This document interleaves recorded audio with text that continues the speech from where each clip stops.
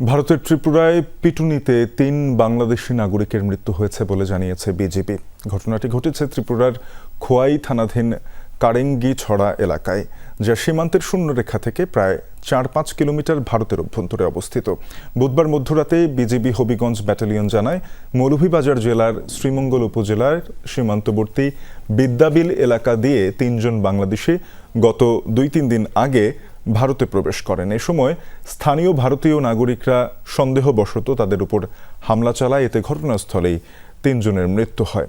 নিহতদের মরদেহ বর্তমানে ত্রিপুরার সাম্পাহাড় থানায় রয়েছে। বিজিবি জানায়, নিহতদের সম্ভাব্য বাড়ি হবিগঞ্জ জেলার চুনারুঘাট উপজেলার সোনাচং বাজার এলাকায় বলে জানা গেছে। তবে তাদের সঠিক পরিচয় নিশ্চিত করতে তথ্য যাচাই চলছে। বিজিবি আরও জানায়, এ ঘটনায় তারা এরই মধ্যে বিএসএফ এর সঙ্গে যোগাযোগ করেছে। সীমান্ত এলাকায় শান্তি ও সৌহার্দ্য বজায় রাখার পাশাপাশি ভবিষ্যতে এ ধরনের অনাকাঙ্ক্ষিত ঘটনার পুনরাবৃত্তি রোধে প্রয়োজনীয় সব পদক্ষেপ নেওয়া হচ্ছে।